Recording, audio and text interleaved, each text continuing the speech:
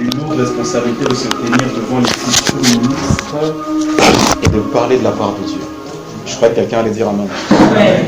C'est une lourde responsabilité de se tenir devant les grands hommes et les grandes femmes de Dieu et de pouvoir parler de la part de Dieu. Amen. Votre amen est toujours timide. Je dis quoi? C'est une lourde responsabilité de se tenir devant les futurs présidents. Amen. Non, mais si tout le monde est président, qui va hein? Non, c'est une responsabilité. Vous savez, j'imagine la personne qui m'a emmené à Christ, là où il est, combien Dieu l'a béni. Amen, amen. Amen. Aujourd'hui, ça fait 10 ans, j'entre dans ma 11e année dans la foi. Le petit parcours que j'ai avec Dieu bénit quelques vies. J'imagine celui qui m'a parlé du Seigneur. Et moi, maintenant, à mon tour, je parle à plusieurs du Seigneur. D'ici peut-être 3 ans, 2 ans, 4 ans, 5 ans, vous serez des grandes personnes. Le problème, c'est que la conjoncture, il y a Mboka. La conjoncture, il y a pays. Moi, quand je te regarde, j'ai beaucoup de foi. J'aimerais te dire, si tu ne crois pas en toi, moi je crois beaucoup en toi. On dit, mais frère, tu ne me connais pas, tu ne sais même pas comment je m'appelle. Frère, je n'ai pas besoin de te connaître. Je sais que tu crois en cette parole ici. Et comme toi, tu crois en cette parole ici, moi je crois beaucoup en toi. Tu as raté une opportunité de dire amen. Frère, si c'est au nom de cette parole ici que tu es ici, je crois beaucoup en toi. Si je t'avais rencontré en dehors d'ici, je n'allais pas beaucoup croire en toi. Mais comme c'est sous cette parole ici que je suis venu te rencontrer, je crois beaucoup. Quoi, tu regardes ton âge? Arrête ça, arrête ça. Tu regardes quoi, ta famille? Est-ce que vous savez que le père et la mère de Samuel ont été connus grâce à leur fils? Amen. Donc son père et sa mère, si on connaît son père et sa mère, c'est grâce à lui l'enfant. Habituellement ils avaient inverse. On te dit banaya. Si il y a tout le monde là-bas, parents ya. Je prie que ça soit ton partage. Donc là-bas, parents ya. Alors je disais, je crois beaucoup en toi. J'ai foi en ta personne. Je respecte ce que tu es. Quand je regarde ce que tu es, je dis gloire à Dieu. Frère, Dieu peut faire des grandes choses. Des très grandes choses. Quand j'étais ici, à un moment, je me suis assis, pas parce que j'étais fatigué, mais parce que ces moments m'ont rappelé beaucoup de choses. Ça m'a rappelé les moments où moi-même je partais en retraite. Ça m'a rappelé les moments où moi-même je pourrais dire ça comment? Je fouillais la maison. Je disais que non, je suis allé en congé. Je n'étais pas allé en congé. J'étais allé en retraite. Je ne sais pas si toi tu es allé en congé ou tu as demandé vraiment la permission, mais ça m'a rappelé beaucoup de choses. Ça m'a rappelé justement le ministère qu'il a évoqué, où nous avons servi Dieu dans ces conjonctures ici. Chercher Dieu, chercher Dieu, chercher Dieu, chercher Dieu. Frère, n'arrête jamais de chercher Dieu. J'en parlais tout à l'heure dans ma prédication. Mange et bois car le chemin est encore très long. Très long. On n'arrêtera jamais de chercher Dieu sur cette terre. Jamais. Ce que je suis aujourd'hui, c'est le fruit de sa grâce. C'est pourquoi je lui rends grâce. Celui qui est devant vous n'a que 26 ans. Mais il est déjà marié. C'est une grâce. Amen. L'année passée, c'était comme une blague. Quand le Seigneur me disait l'année prochaine, tu te maries. Je n'avais ni travail, ni diplôme, ni compte en banque. Jusqu'en février, je disais à celle qui est mon épouse aujourd'hui, Dieu m'a dit de venir te dire que nous allons aller loin. Et ça commence par le mariage cette année. Elle m'a pris pour une folle. Elle m'a pris pour une folle. Jusqu'en février, je n'avais pas de travail. Jusqu'en mars, je n'avais pas de travail. Pire encore, en avril, je tombe sérieusement malade. En avril, j'attrape cette maladie que vous connaissez, qu'on appelle communément PC. Ma fiancée m'a regardé, elle m'a dit, on peut reporter le mariage. Je lui ai dit, Dieu m'avait dit cette année ici. Dieu m'avait même donné les dates. Même si j'ai le PC, je crois que mon Rédempteur est vivant. Et il s'élèvera le dernier. Frère, quand je dis que je crois beaucoup en vous, ce n'est pas parce que je vais vous faire plaisir. C'est parce que j'ai vu de quoi est-ce que Dieu est capable de ma vie. J'ai vu sa main dans ma vie. Je ne parle pas pour vous plaire, je parle avec un cœur rempli. Un cœur qui est débordé.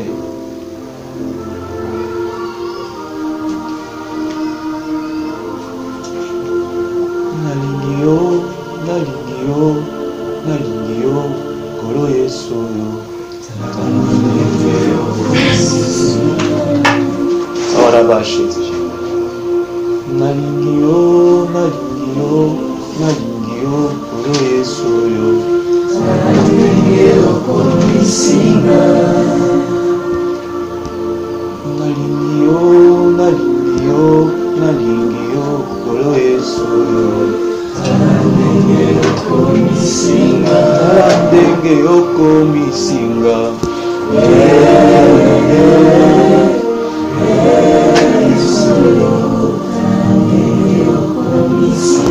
Talandenge oko misinga.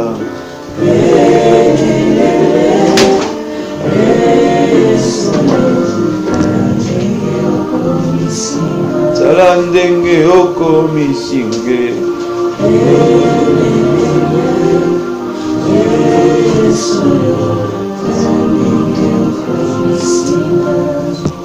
Seigneur, je te dis merci. Merci pour ta grâce ce soir. Merci pour ta grâce qui m'a toujours accompagné. Je crois qu'elle m'accompagne aussi ce soir. Je crois qu'elle m'a précédé en ce lieu. Seigneur, je suis devant une armée. J'en ai conscience. Je suis devant ton armée. Je suis devant ceux qui vont bouleverser le quartier d'Ibo. Je suis autour des personnes qui vont gagner des vies. Je suis autour des personnes qui demain seront des grands hommes de Dieu dans ce pays. Je suis autour de ceux qui seront des parents de demain. Aujourd'hui dans ce pays on parle beaucoup de divorce. Mais je suis devant des jeunes qui ne divorceront pas. Aujourd'hui on parle beaucoup d'impudicité. Je suis au milieu de jeunes qui ne seront pas dans l'impudicité. Je suis au milieu de jeunes qui deviendront une référence.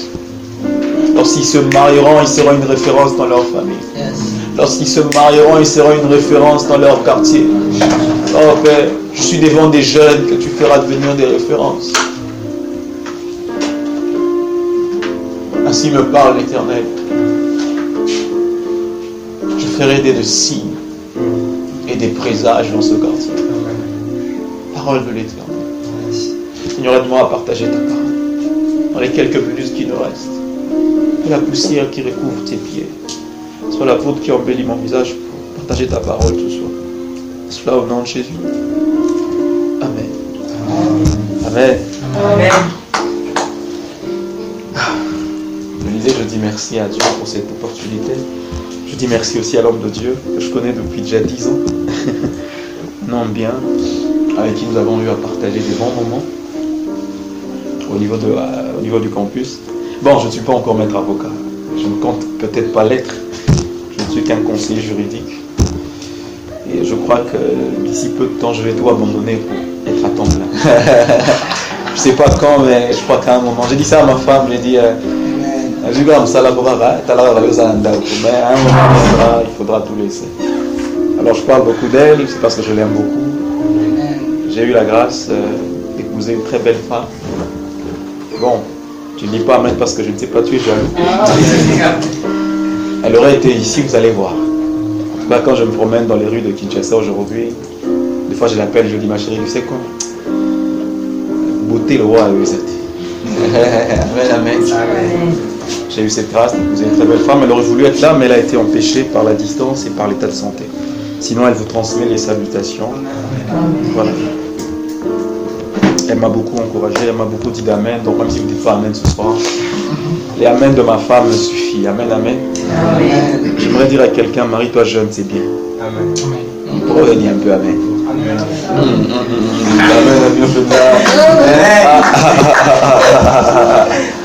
Amen. Mariez-vous jeune, c'est très bien. Amen. C'est très bien. C'est une grâce, c'est pas impossible. C'est une grâce. Cette grâce, elle est disponible. Alors depuis quelque temps, vous êtes en retraite. Si vous êtes en retrait, vous êtes abstenu de tout ce que vous aimez pour être en retraite. Amen, amen. Et vous êtes en train de cogiter aussi encore, de réfléchir sur un sujet très intéressant qui se trouve dans le livre de 1 Roi. 1 Roi au chapitre 19. 1 Roi au chapitre 19. Je commencerai à partir du verset 1er. Akab rapporta à Jézabel tout ce qu'avait fait Élie et comment il avait tué par l'épée tous les prophètes. Excusez-moi. Akab rapporta à Jézabel tout ce qu'avait fait Élie et comment il avait tué par l'épée tous les prophètes. Jézabel envoya un message à Élie pour lui dire que les dieux me traitent dans toute leur rigueur. Si demain à 7 heures, je ne fais pas de ta vie ce que tu as fait de la vie de chacun d'eux. Quelle parole! Élie, voyant cela, vous vous rendez compte, elle a vu la colère de quelqu'un. Élie a vu la colère de quelqu'un. Quelqu'un qui est très loin, s'enflamme. Sa colère parvient jusqu'à Élie. Et Élie voit la colère. Qu'est-ce qu'Élie a vu? Élie a vu un esprit. Vous vous rendez compte, à l'époque, il n'y avait pas WhatsApp, il n'y avait pas Facebook, il n'y avait pas de téléphone, il n'y avait pas de télégramme. Quelqu'un se fâche depuis Lubumbashi. Mais nous, ici, on voit cette colère. On n'est pas là. Élie, voyant cette colère, et voyant cela, se leva et s'en alla pour sauver sa vie. Il arriva à Beersheba, qui appartient à Juda, et il laissa son serviteur. Pour lui, il alla dans le désert où, après une journée de marche, il s'assit sur un guéné et demanda la mort en disant: c'est assez, maintenant, Éternel, prends mon âme, car je ne suis pas meilleur que mes pères. Il se coucha et s'endormit sous un guéné. Et voici un ange le toucha et lui dit: lève-toi, mange. Il regarda, il y avait à son chevet un gâteau cuit sur des pierres chauffées et une cruche d'eau. Il mangea et but, puis se recoucha. L'ange de l'Éternel vint une seconde fois, le toucha et dit: lève-toi, mange, car le chemin est encore long pour toi. Amen, amen. Dis à ton voisin: le chemin est encore long pour toi. Le chemin est encore long pour moi aussi. Ne vous en faites pas. Quel que soit votre âge, quel que soit votre contexte, quel que soit ce que vous êtes en train de vivre, quel que soit vos aspirations, quel que soit je ne sais pas moi quoi. Mais le Seigneur m'envoie pour nous dire: le chemin est encore long. Le chemin est encore long pour toi, homme de Dieu, Gabi. Le chemin est encore long pour toi, homme de Dieu. Le chemin est encore long pour toi, femme de Dieu. Le chemin est encore long pour toi, maman. Le chemin est encore long pour tout un chacun. Frères et sœurs, nous ne serons jamais arrivés jusqu'à ce que le Seigneur lui-même vienne nous chercher. Aussi longtemps qu'il tarde à arriver, le chemin est encore long. Même si son arrivée c'est d'ici 1 heure du temps, le chemin est encore long. Les 1 heure du temps qui nous séparent peut-être de l'arrivée du Seigneur fait que notre chemin est encore très long. Vous le comprendrez quand j'avancerai un peu plus dans le texte. Mais permettez-moi de nous placer dans le contexte de ce texte. Le contexte, c'est comme vous le savez, un texte très connu, c'est Élie. Élie qui vient face à un peuple qui est complètement dérouté. Élie qui vient dans un contexte où tout autour de lui, ce n'est plus l'Éternel, mais ce sont les prophètes de Baal et d'Astarté qui sont en train de faire la loi. Et ils sont comme ça supportés par une femme qu'on appelle Jézabel. Et Élie vient à l'affront. Élie vient pour révéler à tout le monde qu'il n'y a qu'un seul Dieu. Élie vient, malgré le contexte spirituel compliqué, pour révéler et démontrer qu'il n'existe qu'un seul et un seul vrai Dieu. Le contexte spirituel était compliqué. Le contexte spirituel était dominé par des esprits de Baal, par des esprits d'Astarté. Il y avait même à cause de cela la sécheresse. Amen, amen. Amen. Est-ce que ça ne ressemble peut-être pas au milieu où vous êtes? Est-ce que ça ne ressemble peut-être pas à votre famille? Est-ce que ça ne ressemble peut-être pas à votre milieu estudiantin ou encore à votre milieu scolaire? Vous êtes tout autour des personnes qui sont dans tout sauf en l'Éternel.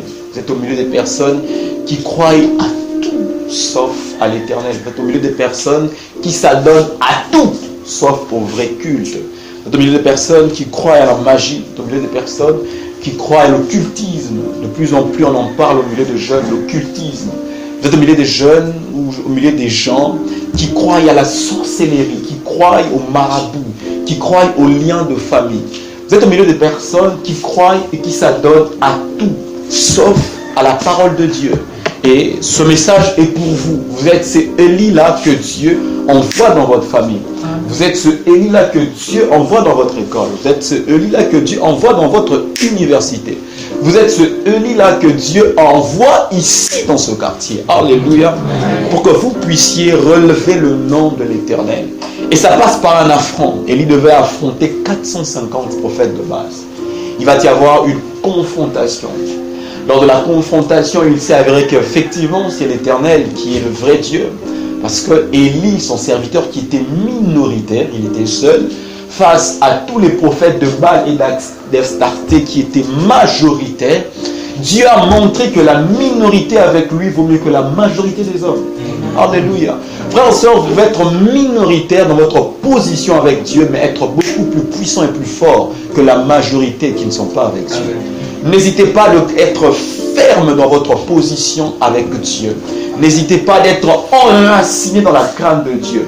N'hésitez pas parce que la minorité avec Dieu vaut mieux que la majorité des hommes. Celui qui est mort pour nous à la croix de Golgotha ne s'est fait pas accompagner des anges ou ne s'est fait pas fait accompagner de ses disciples. Pierre n'est pas mort avec lui par patriotisme, par amour, par affection. Non, Pierre est resté. Il est mort seul. La seule croix qu'il a portée est l'objet du salut de toute l'humanité. Vous vous rendez compte? Par son sacrifice, le seul sacrifice qu'il a fait, il a essuyé le péché de même ceux qui ne sont pas encore nés jusqu'aujourd'hui. Et ceux qui naîtront trouveront ce même sacrifice qui pourra aussi leur enlever de leur péché. Le seul sacrifice, le sacrifice d'un homme, a donné le salut à toute l'humanité. N'hésitez pas de vous sentir seul. Lorsque vous serez seul, lorsque vous serez seul dans une direction, mais avec Dieu, allez-y. Foncez, foncez. Foncez, n'hésitez pas. Élie affronte les 450 prophètes de Baal. Il les bat. Il démontre qu'il appartient à un Dieu puissant. Il démontre qu'il appartient à un Dieu hors pair, hors norme.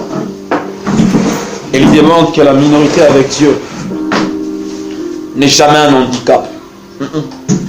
La minorité avec Dieu, par contre, c'est un atout majeur. Je peux être seul, mais en réalité, dans ma solitude, j'ai le seul et l'unique vrai Dieu. C'est ce qu'Élie a fait. Il a démontré cela. Après avoir démontré que l'Éternel était Dieu en faisant descendre le feu du ciel, il fait tuer, exterminer tous les 450 prophètes de Baal. Spirituellement parlant et politiquement parlant, et même économiquement parlant, Élie vient de prouver qu'il n'est pas n'importe qui. Élie vient de prouver que c'est un serviteur de Dieu. Élie vient de démontrer à tout le monde que lui, Élie, c'est un serviteur de Dieu puissant. Rappelez-vous, lorsque Akab le fait appel par une milice de soldats à 2 ou 3 reprises, Élie fait descendre le feu qui consume plus de 50 personnes. Élie est en train d'aller de gloire en gloire. Élie est en train d'aller de l'inconnu vers le connu. Élie est en train d'aller de la solitude vers l'accompagnement. Élie est en train d'aller de rien pour devenir tout. Les commentateurs de la Bible disent que d'où vient Élie, c'est une ville qui n'est pas très bien sécurisée jusqu'aujourd'hui. Élie venait de Tishbi. Toute l'information qu'on a de lui, c'est Tishbi. On ne sait pas il est père de qui, on ne sait pas il est fils de qui, on ne sait pas il est fils. On ne sait rien de lui. Tout ce qu'on sait de lui, c'est Tishbit. Et de Tishbit, il est en train d'aller vers la gloire. Élie est en train de non seulement satisfaire le cœur de Dieu, mais à sa manière. Notez ça. Élie est en train de satisfaire le cœur de Dieu à sa manière. N'est-ce pas l'Éternel qui l'a envoyé pour sortir le peuple des faux dieux? Oui. Mais Élie y va à sa manière. Retenez ça. Plus loin, on en aura besoin. Élie renverse tout ce qu'il a fait. Il renverse les prophètes des Baal. Il les fait tuer. Et bizarrement,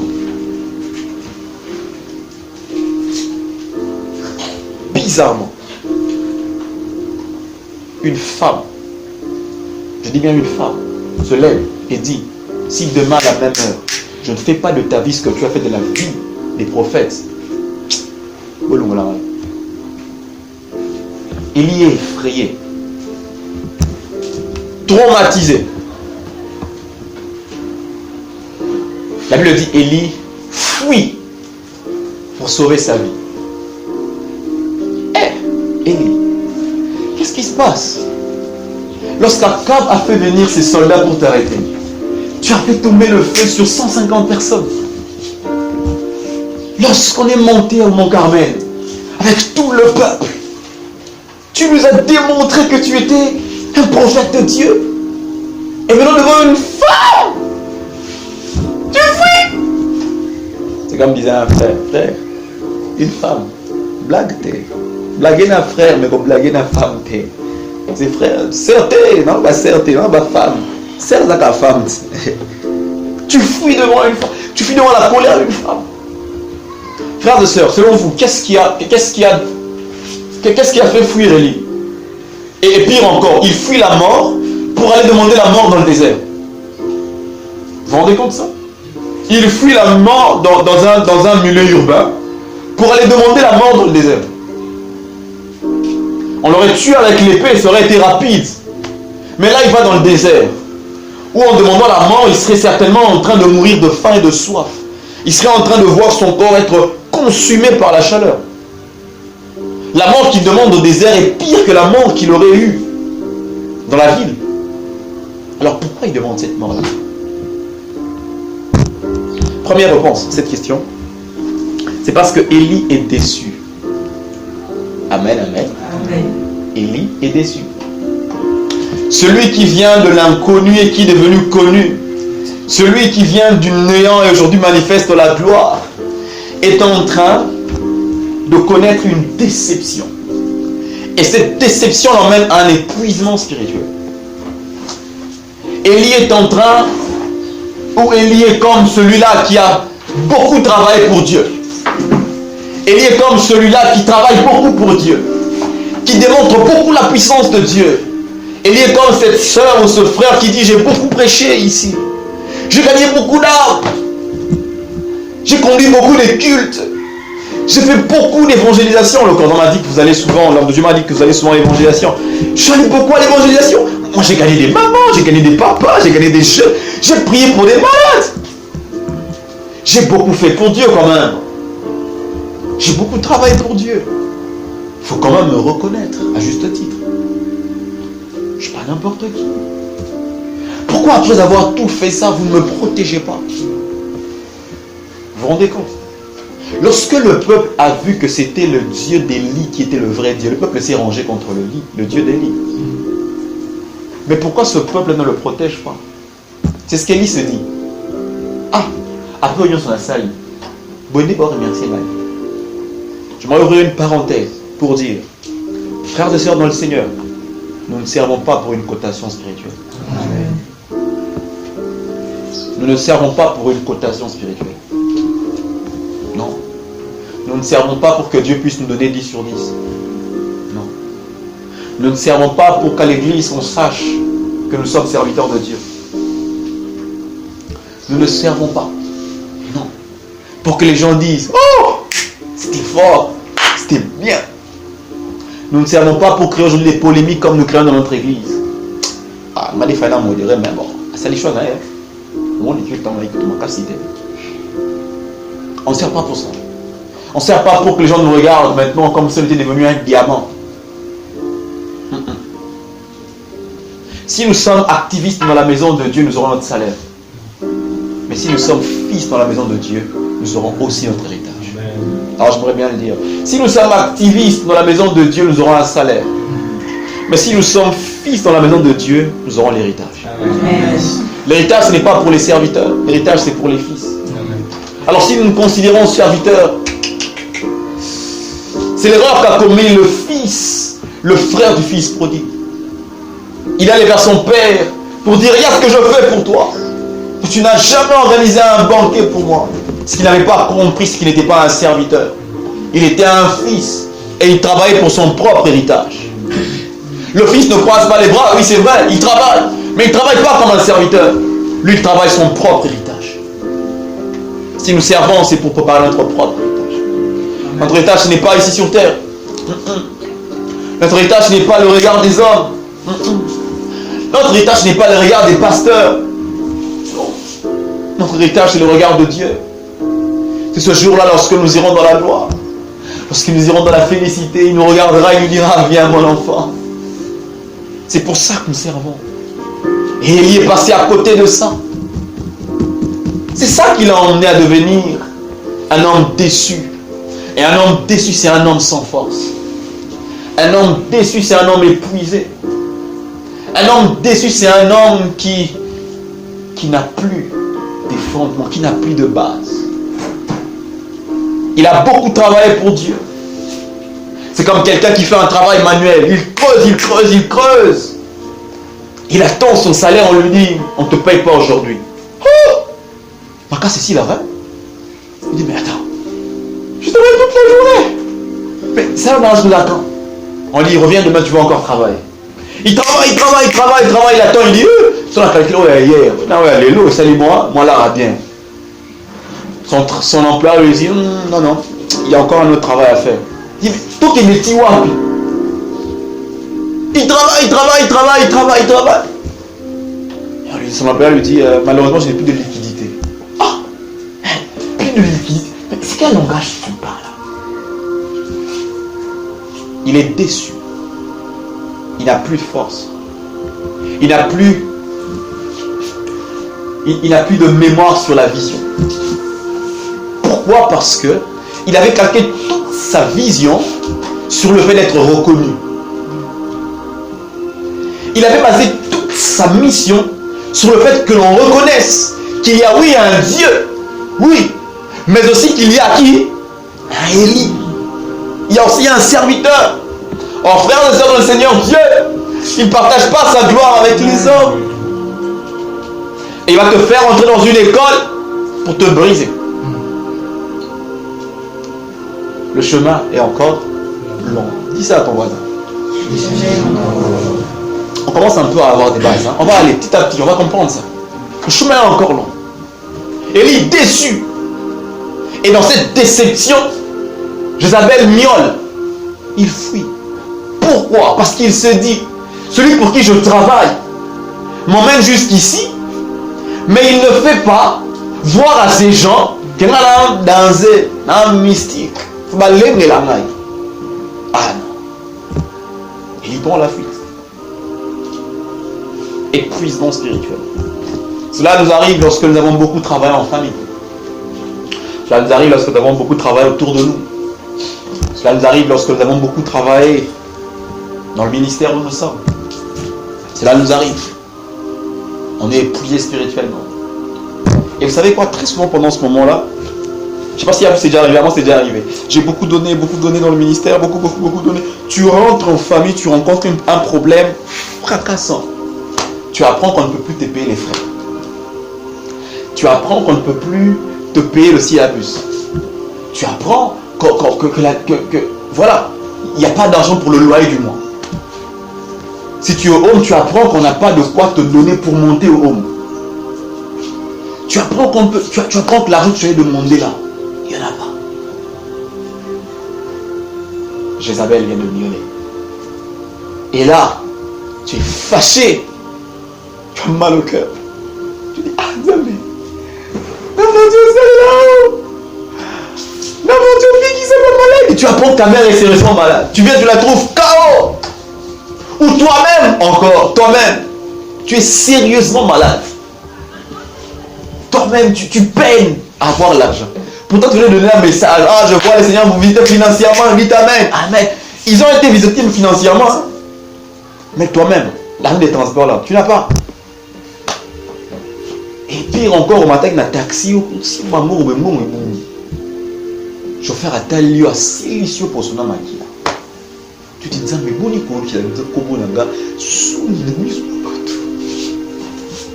tu es déçu, tu es épuisé. Tu es épuisé spirituellement. Et tu dis, Seigneur, tu m'as abandonné. C'est ça demander la mort. Un homme que Dieu a abandonné, c'est un homme mort. Amen, amen. Amen. Un homme que Dieu abandonne, c'est un homme mort. Parce que si l'Éternel ne bâtit une maison, ceux qui la bâtissent en vain.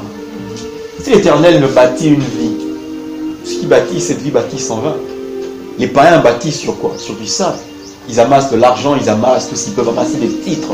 Mais s'ils sont sans Dieu, c'est sur du sable qu'ils bâtissent. Et c'est ce que toi tu dis. Tu es comme Élie. Tu fuis les problèmes. Tu remarques que Dieu n'a pas fait autant. Tu t'appuies même sur des passages bibliques. Il est écrit dans ta parole, vous servirez l'Éternel votre Dieu, il bénira votre pain, votre eau, il donnera du lieu de vous la maladie, il y aura des femmes qui avortent. Mais rien de tout ça. Je me rappelle quand j'ai eu la maladie de MPC. Pourquoi qu'il a mal repris, mes frères. Je dis, mais Seigneur, il est écrit dans ta parole, l'enchantement n'aura aucun effet contre Jacob. Mais comment ça? Comment ça m'a eu? Et c'est même défini. Et comme il a celui que vous voyez ici, il avait la main qui pourrissait. Si l'homme de Dieu Gali peut bien regarder mes photos de prédote, ma main gauche est en train de pourrir. Je suis allé à ma prédote avec la fièvre 39. Et heureusement, je n'avais pas parlé, je tremblais. J'avais porté un gros habit noir pour couvrir mon corps. On n'avait pas traîné, après 15 minutes, je devais partir. J'étais au volant en rentrant. À quelques mètres de la maison, je commençais à voir flou. J'étais avec ma marraine au volant. Elle était à côté, elle priait pour qu'on arrive ne serait-ce au coin de l'avenue. Tu dis, non, mais il confie dans le déni.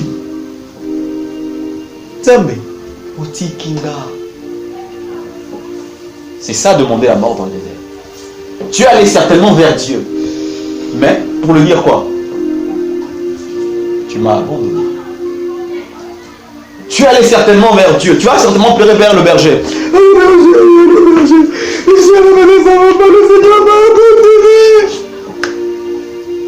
Tu as appelé le pasteur. Pasteur, ça va pas, ça fatigue. Tu es allé vers la bonne personne. Et pour lui dire, comment nous avons? Comment nous avons? Puissance spirituelle. Et là, Dieu, il dit, ok, bienvenue à l'école. Bienvenue à l'école du président. Bienvenue, tu étais aux humanités, maintenant tu entres à l'université. Bienvenue. C'était ça l'inscription pour que tu entres à l'université. Quelquefois, Dieu utilise des situations douloureuses pour vous emmener à une autre étape de la vie spirituelle. Il y a des leçons que Dieu vous donnera, que vous assimilerez facilement. Mais il y en a d'autres, ça vous coûtera des larmes. Il y a des leçons que Dieu vous donnera, que vous assimilerez facilement. Oh, dans spirituel, Mahomet. Et puis c'est fini. Élie, c'est un homme puissant. Il n'est pas n'importe qui. Frère, tu sommes en pétrole, puis tu sommes mis à lui mettre au péli ici. Élie, à quoi il s'en va? Et puis alors, c'est quoi?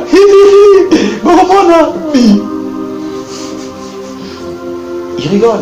Je vois les gens jouer avec l'onction. Oh, la tâche. Oh. Ils sont puissants, ils ont la puissance. Mais il y a d'autres leçons que Dieu vous enseignera par des larmes. Dieu n'est pas content lorsque vous faites les choses à votre manière. Amen. Il veut vous emmener à faire les choses à sa manière. Et à sa manière, ça passe toujours par l'amour. Ça passe toujours par l'amour. Ça passe toujours par un cœur pur. Ça passe toujours par des bonnes dispositions de cœur. Ça passe toujours par des bonnes motivations. Ok? Amen, amen. Amen. Ça passe. Élie demande la mort au désert. Dieu lui dit, bienvenue. J'ai un. Côté Sigo, j'ai un. Il marche pendant une seule journée. J'ai un. Une semaine.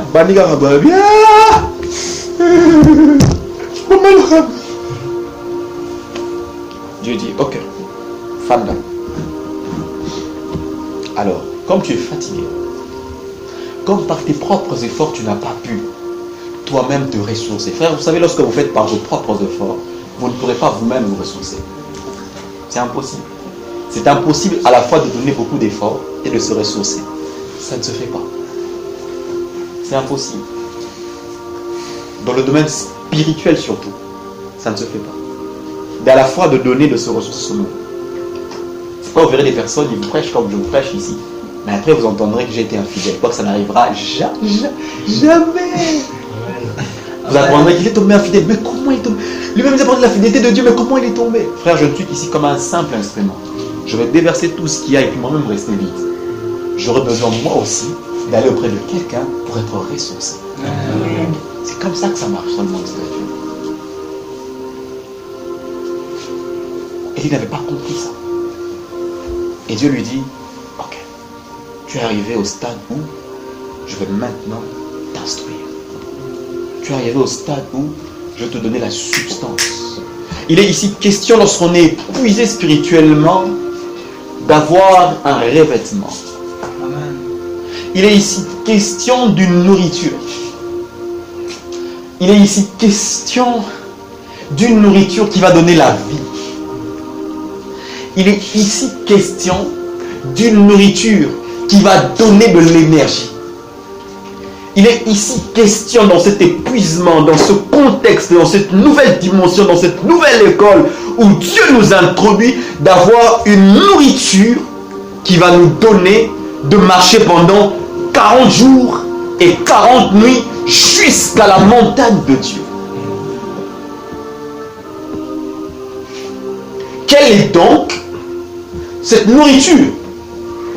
Quel est donc ce pain qui donne de la vitalité pour marcher 40 jours et 40 nuits dans le désert jusqu'à arriver au mont Rêve, à la montagne de Dieu?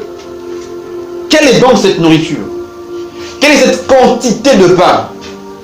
Bon, je ne sais pas combien vous mangez, moi j'en mange peut-être 2. Je sais qu'il y a des gens ici qui mangent 4 pains. Les 4 pains, levez la main s'il vous plaît. Ah, il n'y a pas des 4. Je monte 5 pains. Oh, il y a 6 pains. Quelle est donc cette quantité que je peux consommer qui me donnera de tenir jusque même demain? Si je consomme ça maintenant en aussi grande quantité, demain à la même heure, je serai en train de dire je vois. Mais quel est donc ce pain qu'il a mangé, qu'il a fait marcher pendant 40 jours et 40 nuits? Ah, j'aimerais manger ce pain, moi. Je ne sais pas qu'en est-il de vous, mais moi j'aimerais manger ce pain. Ah, je soupire après cette nourriture-là. Je soupire après cette nourriture. Les hommes payent beaucoup d'argent dans les restaurants. Je me rappelle quand j'ai baptisé ma femme, j'étais pauvre étudiant. Je l'ai emmené à Patachou en ville, sur ma tété là.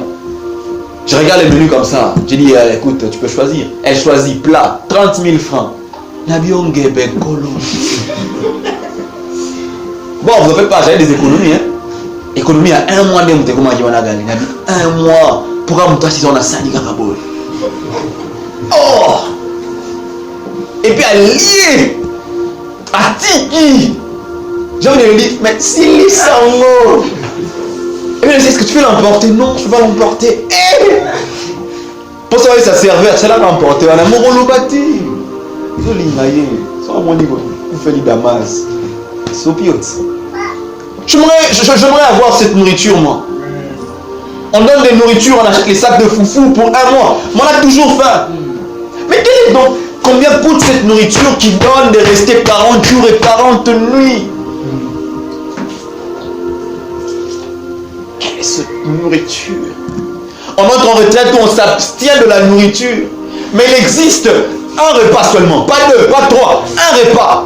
Tu le manges, tu entres en retraite, 40 jours et 40 nuits. J'aimerais goûter ce pain, j'aimerais goûter de cette eau. Ah, j'aimerais. Mais avant d'en arriver là, Élie, avant de demander la mort, fait une comparaison. Il dit, je ne suis pas meilleur que mes pères. Petite parenthèse, pour dire, un activiste se compare toujours à quelqu'un. Amen. Un serviteur se compare toujours à quelqu'un. Si vous avez chez vous une sentinelle, un cuisinier, une personne qui vient repasser, bon, je ne sais pas, une personne qui s'occupe des enfants, vous savez, beaucoup de serviteurs, vous verrez qu'ils auront tendance à s'estimer. Celui qui a la porte dira au cuisinier, Keba, Obingate. Non, bah, tu la rajoutes pas, moi. Celui qui a la cuisine dira que bah on a mis ça pas moi là il y a dans quartier là on a battu là il y a toujours une comparaison et c'est ce qui tue notre génération aujourd'hui. Amen. On est des serviteurs en train de se faire des comparaisons. C'est ce qui tue l'église du Congo aujourd'hui. Au lieu de travailler dans la complémentarité, nous travaillons dans la comparaison. Frère, que Dieu nous garde de ce cœur-là. Que Dieu nous garde de ce cœur-là. Je refuse de me comparer à mon frère Gali. Non. Ce qu'il fait est remarquable. Je ne voudrais pas aussi qu'il se compare à moi. Nous ne sommes pas pareils. Si lui doit écrire le livre de Matthieu, il présente Christ en tant que roi. Parce que Matthieu présente Christ en tant que roi. Moi, je peux être Marc. Je présente Christ comme étant serviteur. Parce que c'est dans Marc qu'on voit Christ comme serviteur. Toi, tu dois être Luc pour montrer que Christ est aussi humain. Et il peut pleurer aussi pour la compassion qu'il a pour les âmes pécheurs. Toi, tu peux être Jean pour nous montrer qu'au-delà d'être roi, au-delà d'être serviteur, au-delà d'être un homme, il est 100% aussi Dieu. Nous travaillons dans la complémentarité. Nous devons travailler dans la complémentarité et non dans la comparaison, frère. Si toi tu es le prédicateur des païens, moi je suis le prédicateur des juifs. Il faut qu'il y ait Pierre, il faut qu'il y ait Paul. Yes. Arrêtons de nous donner des coups pour rien. Ah, bon frère, ça je de ça. Non frère. Il est arrivé à moi, c'est très actif sur Facebook, très actif. Mais je me suis rendu compte que c'était par un mauvais élan de cœur. J'ai dit, j'arrête. Je commencerai à faire seulement lorsque tu me donneras un vrai message. Pour garder mon cœur. Je prends des dispositions comme ça. Je me suis rendu compte que c'est tout le monde. C'est la popularité. Tout le monde est dans la popularité. On se compare. Qu'on va salaire combien? Non, frère. Et à l'école de Dieu, il va briser ça. Amen. Dieu va t'emmener dans le même terrain que celui que à qui tu te compares. Deux fois, c'est une comparaison, c'est un complexe. C'est-à-dire, tu regardes, tu dis, yé a sali 10 000. Nga a sali 100. Non. Tu te compares à quelqu'un, tu te considères inférieur par rapport à quelqu'un. Ok, je veux te montrer, c'est ce que Dieu se dit. Je veux te montrer que ce que j'ai placé en toi est plus que ce que j'ai placé en l'autre. Frères et sœurs dans le Seigneur, Moïse a marché combien de temps pour arriver chez Laban?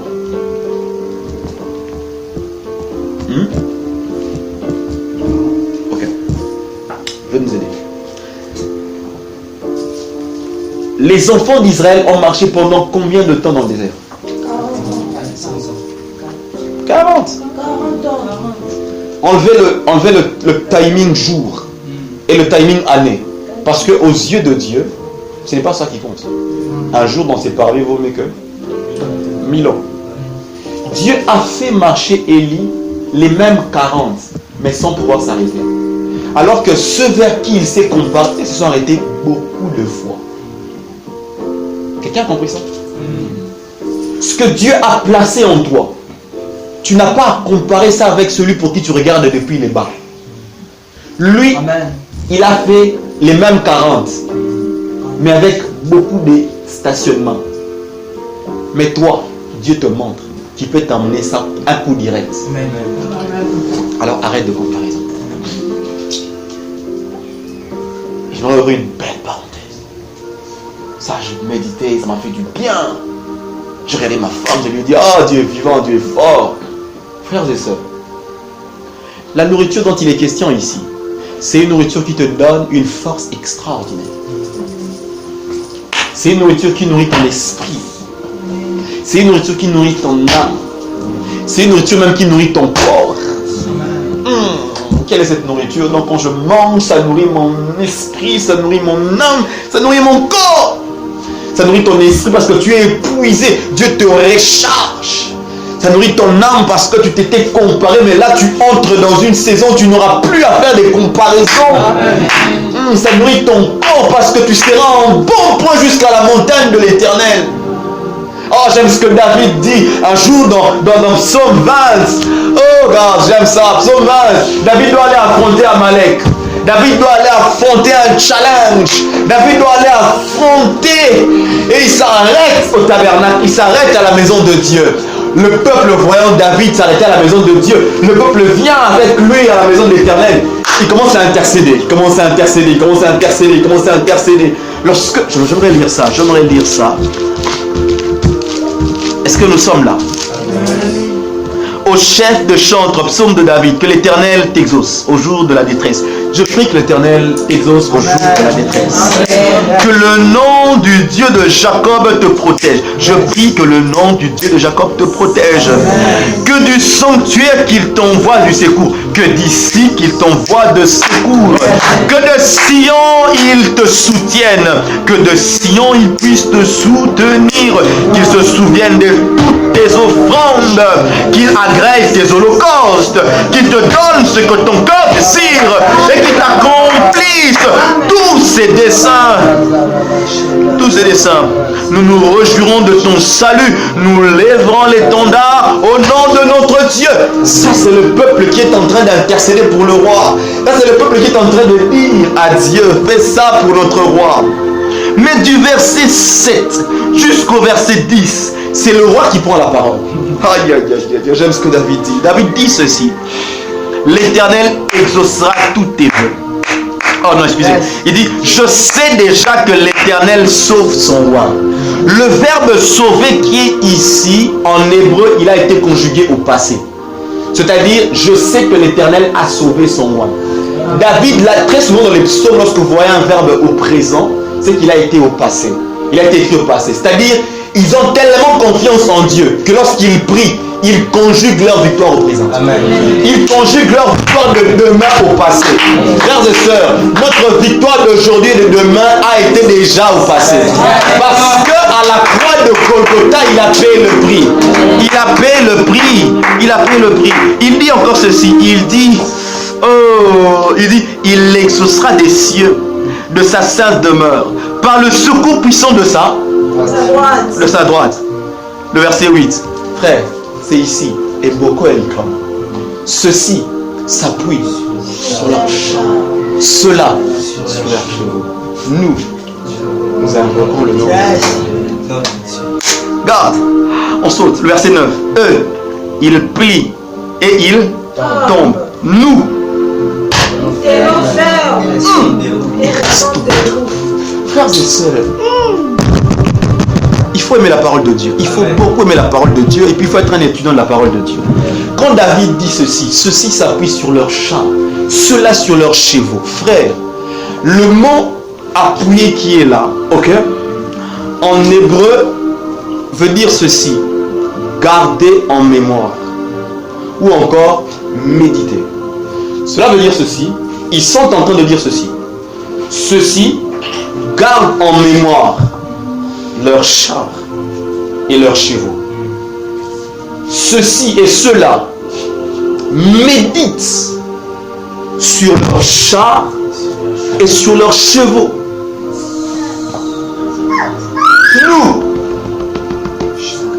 Nous, oh regarde, oh ça gêne. Il dit nous ne gardons pas en mémoire nos chars et nos chevaux. Nous nous appuyons, nous invoquons l'Éternel. Il dit nous gardons en mémoire. Ok? Lorsque nous voulons aller à la guerre, lorsque nous voulons affronter la vie, lorsque nous voulons affronter les réalités, lorsque nous voulons affronter les déserts, pour arriver à la montagne de Dieu, nous gardons en mémoire. Nous gardons en mémoire. Nous méditons sur l'Éternel. Nous invoquons le nom de l'Éternel. Frères et sœurs dans le Seigneur, le nom de l'Éternel, c'est sa nature. Le nom de l'Éternel, c'est son caractère. Le nom de l'Éternel, c'est sa réputation. Lorsque David est en train de parler ici, il est en train de dire exactement ceci. Eux, ils méditent, eux, ils s'appuient et ils gardent en mémoire leurs chars et leurs chevaux. Mais nous gardons en mémoire et nous méditons sur la réputation de Dieu. Regarde. Ça gêne. Nous allons à la bataille avec la réputation de Dieu. Nous montons à l'université avec la réputation de Dieu. Nous allons à l'évangélisation avec la réputation de Dieu. Nous guérissons les malades avec la réputation de Dieu. Nous allons dans les lieux inaccessibles avec la réputation de Dieu. Frère, Dieu est... Dieu n'acceptera jamais que ton problème ait une réputation. Dieu ne permettra pas que tes défis qui à toi puisse abîmer sa réputation. Parce que s'il y a un pourquoi sa réputation, il y a des moments pour Israël, il n'a pas agi pour eux, mais il a agi pour son nom. Son nom seulement. Dieu ne permet pas que son nom soit entaché de doute. Voilà pourquoi, devant les prophètes de Baal, il n'a pas agi à cause d'Élie, mais il a agi à cause de son nom. Son nom était en jeu. Son nom était entré en jeu. Le peuple était là. Les prophètes de Baal étaient là. Élie aussi était là. Dieu s'est vu être mis en jeu. Il a vu son nom être mis en jeu. Et son nom être mis en jeu. On ne mérite pas, mais c'est sa réputation. David a conscience de la réputation de Dieu.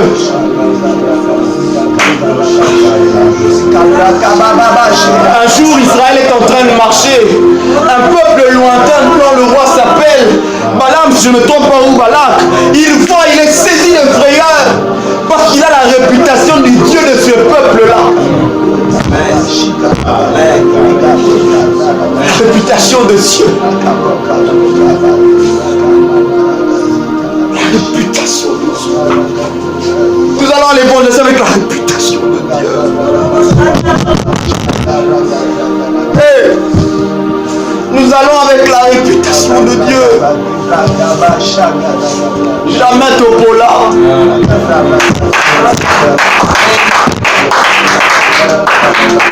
Il y a quelqu'un qui m'a regardé il y a quelques jours. Il m'a dit, Jonathan, tu ne feras pas mieux que tes pères toi si tu vas divorcer. Je n'ai rien dit. Mais quand je méditais sur ce texte, j'ai dit, je me marie avec la réputation de Dieu.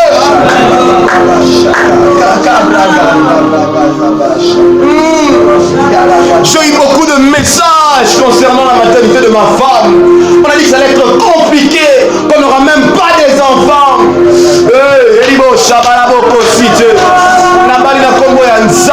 Frère, au moment où je vous parle, ma femme est déjà grosse.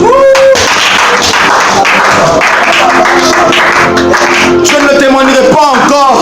J'attends que l'enfant naisse. J'irai voir celui-là même qui m'a dit que la famille au père d'Arabana. Je lui dirai, voici mon enfant. Parce que je ne me suis pas marié avec le nom d'Assani, ni le nom de Jonathan, mais je me suis marié avec le nom.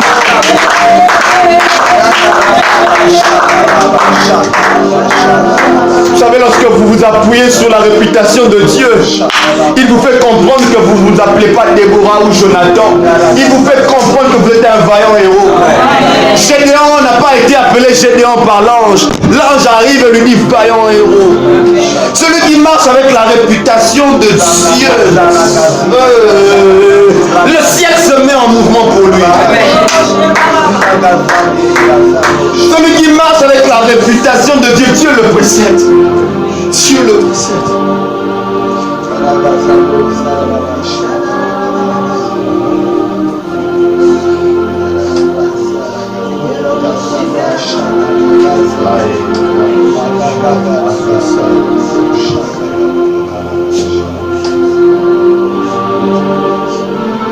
Élie, est-ce que tu n'avais pas compris? C'est pourquoi je t'appelle à mon mental. Je n'avais pas compris que c'est mon nom.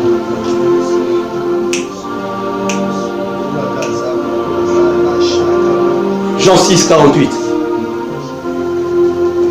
Jésus regarde ses disciples. Il leur dit, je suis le pain de vie.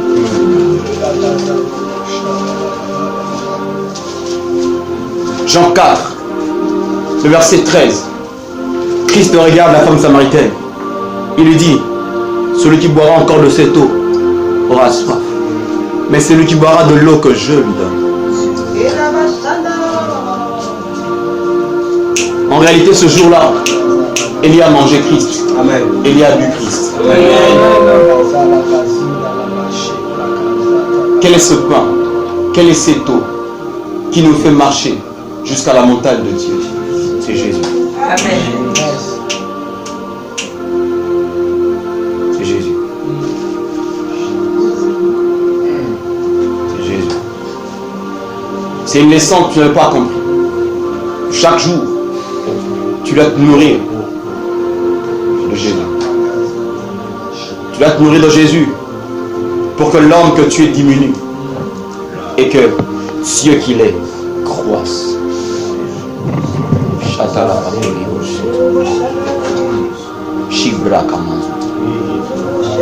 La science nous dit que nous sommes tripartites. Mais moi j'ai une autre nouvelle. Nous sommes bipartites.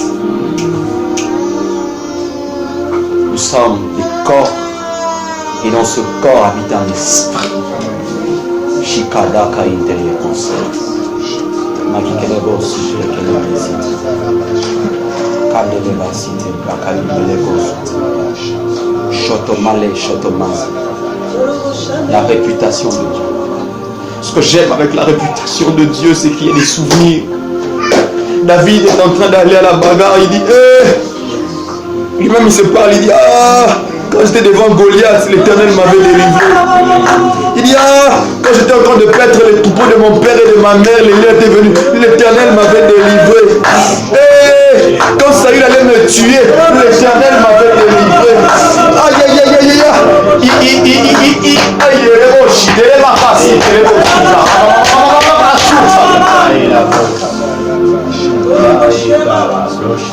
Karibo salta la mazite jai melebo shinda la bakasite librada basinde lebo shipra ikolobo saka lo sinta de beleko sunta malike le zinde le masuta zwabale ke le masi lebo sita lo ile me kalibo sita lo sapale ko sunta le maite lebo sita lo grade imaleko kala maite le sande lui ta mangioro sila calte le osata l'obra tamande bosite ebrai pace le bosita lenta possia male boshi kamase manikosi talaba yente ekabo sata ekabo sata ekabo ekabo ekabo ekabo ekabo emandoro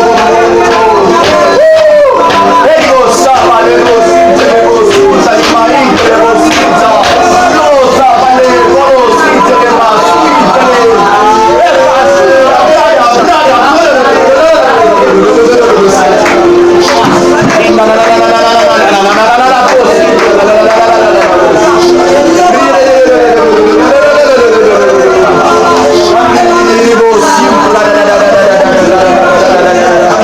il y a le pain et l'eau ce soir. Mais ta non cité ne cité ne cosita. Mas il faut se que ta ne masala. Et car la cosita.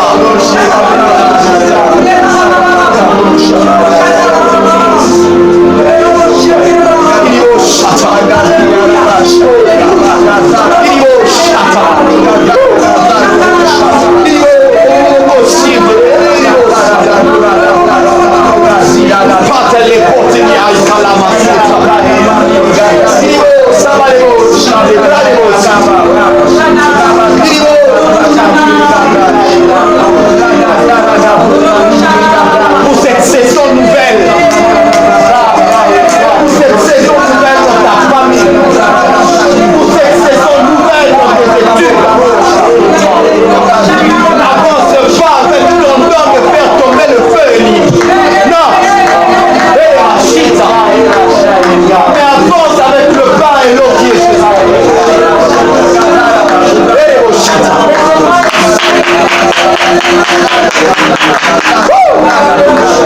Il est présent et il est en train de toucher les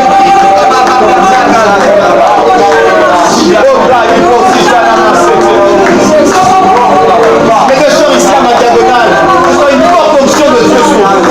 Celle qui a mon bleu et celle qui est en pantalon bleu. Je sens une forte onction de Dieu. Mabro chifra d'Amachete. Le Kamaïté. Oh, Chita Labasite, le Monsata. Ah, j'aime une chose au sujet de Jésus. Qui est écrit dans le Saint-Livre. Lorsque vous célébrez le Fils de Dieu. Vous verrez sa gloire. Quelqu'un peut élever Jésus ici. Quelqu'un peut élever l'eau et le pain. L'eau et le pain qui fait marcher 40 jours.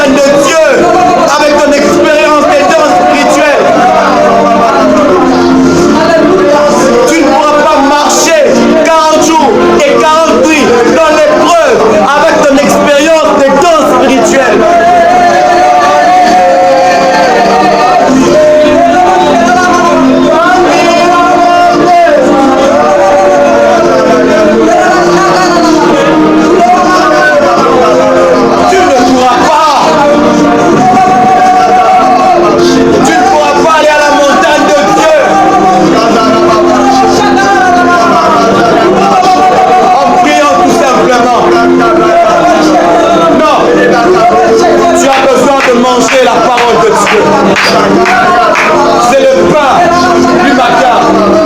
C'est l'eau de tout moment.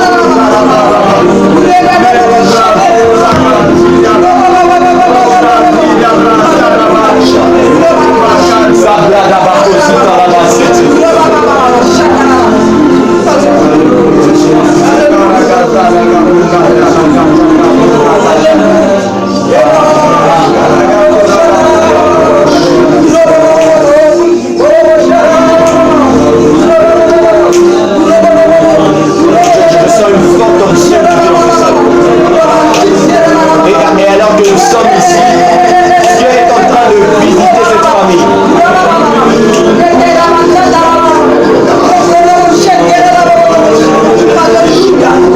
J'entends Dieu me dire de cette famille qu'ils ne manqueront plus de pain. Cette maison devient comme un endroit où Dieu visite à tout moment.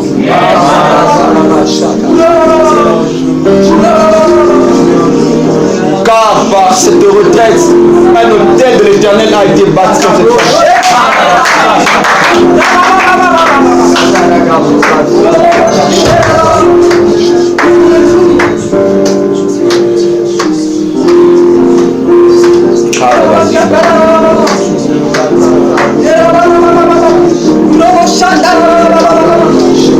Dieu va consoler.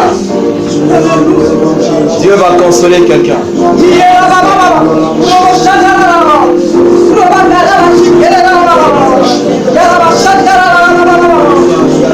Je vois dans mon esprit, je vois quelqu'un qui a pleuré la semaine passée. Tu as pleuré en cachette. Tu réfléchissais tellement qu'à un moment tu as pleuré. L'Éternel me dit de te dire qu'il a entendu ton cri. Je ne sais qu'est-ce qui t'a fait pleurer, mais l'Éternel me dit de te dire qu'il a entendu ton cri.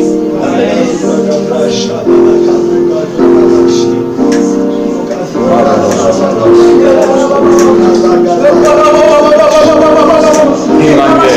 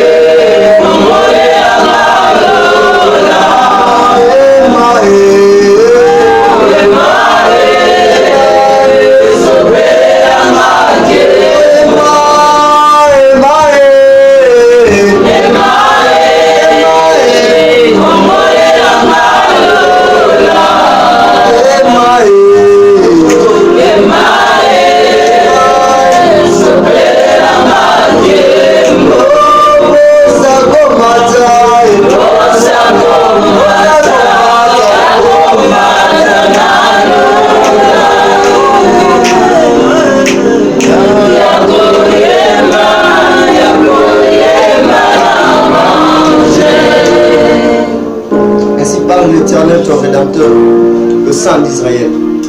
Moi, l'Éternel ton Dieu, je t'instruis pour ton bien. Je te conduis dans la voie que tu dois suivre. Si tu étais attentif à mes commandements, ton bien-être serait comme un fleuve et ton bonheur comme le fleuve de la mer. Ta postérité sera comme le sable et le fruit de tes entrailles, comme le grain de sable. Ton nom ne sera point effacé, anéanti devant moi. Je répète encore, ton nom ne sera pas effacé et anéanti devant l'Éternel. J'aimerais que tu es là pour voir pendant ce moment, que tu parles à Dieu, la lumière de la parole que l'homme de Dieu va nous enseigner. Je ne sais pas qu'est-ce qui t'a poussé à croire, qu'est-ce qui t'a poussé à dire amen, qu'est-ce qui t'a poussé à prier. J'aimerais que tu dises à moi, tu le dis à Dieu, désormais tu veux suivre ce Dieu, désormais tu acceptes cette école. Lève ta voix, commence à parler à Dieu. Alléluia, alléluia,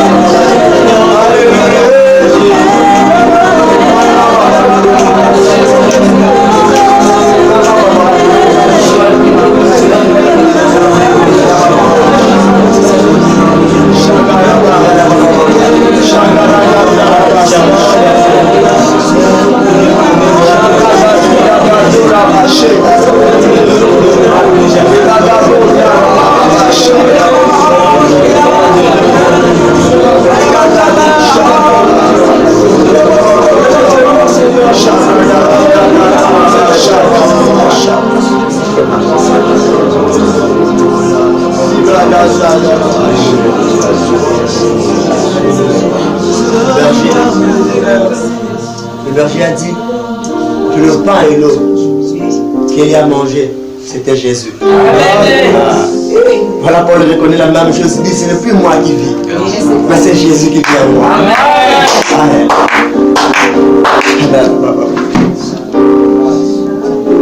Quel bonheur. Quel bonheur quand Jésus vit en nous. Parce qu'il vit en nous nos combats, des 27 combats. Parce qu'il vit en nous nos problèmes, des 27 problèmes. Parce qu'il vit en nous, il marche avec nous. Aïe.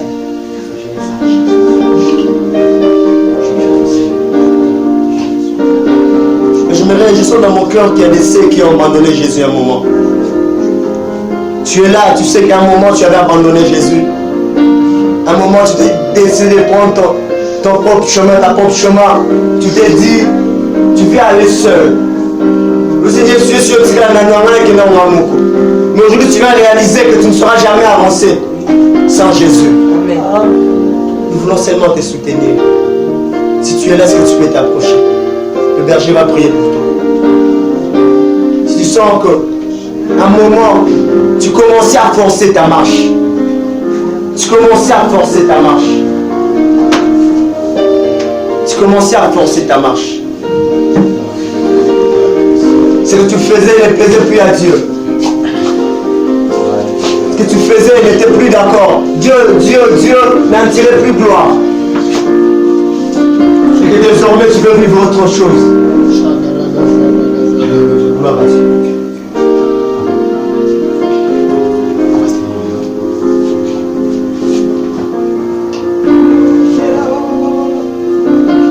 Convaincu qu'il y a quelqu'un qui doit s'ajouter.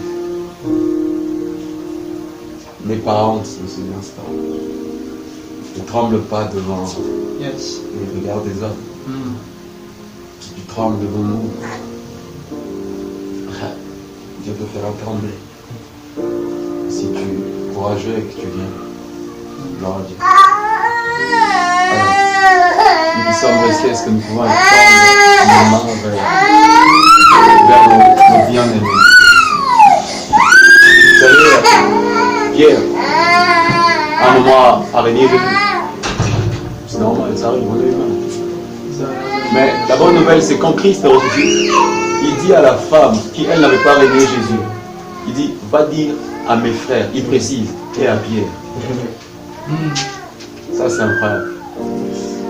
Celle qui n'avait pas abandonné, on ne cite même pas son nom. Christ ne se réveille même pas avec elle en tête. Mais Christ se réveille en tête avec la personne qui l'avait abandonné. C'est formidable. Je me demande à bien-aimé de s'agénuer, parce qu'aujourd'hui, ce sont eux les pierres qui demain vont gagner 3000 ans. I believe, je le crois. Je l'ai dit, je crois à la parole de Dieu, je crois en vous. Père, je crois qu'ils sont humbles. Parce qu'ils se sont humiliés non devant un homme, mais devant ton appel. Il est écrit dans ta parole, confiez-vous à mes serviteurs pour réussir. Ils se sont confiés à l'appel de service. Je prie que tu les affermisses. Ça, il n'y a personne d'autre qui sait faire, c'est toi seul. Car ce même verset dit, confiez-vous à l'Éternel et vous affermis. Car je prie que tu les affermisses. Je prie qu'ils soient des pieds. Je prie qu'ils portent le courage qu'ils n'ont jamais porté. Je prie que tu les revêtisses de ton onction. Je prie que tu les ouvres de ta gloire. Je prie que par eux, les marabouts, les magiciens, les païens, les incrédules reconnaissent qu'il y a la main de Dieu qui agit. Garde leur cœur, Dieu, qu'ils ne se tournent pas le dos. Tu as donné à Élie un repas et il a marché pendant un temps jusqu'à ta montagne. Jusqu'à ce que tu reviennes, j'aimerais qu'il ne s'arrête pas, qu'il marche. Jusqu'à ce que tu reviennes, j'aimerais que le bien-aimé ici présent à genoux marche.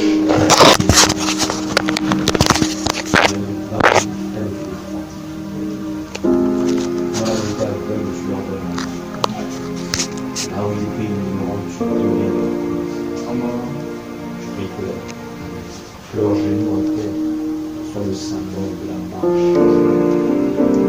Ils ont suffisamment marché par eux-mêmes, ils ont été épuisés. C'est vrai qu'aujourd'hui ils décident de marcher au sens inverse, ils décident de marcher avec leurs genoux et non plus avec leurs pieds. Seigneur, souviens-toi. Amen. Amen.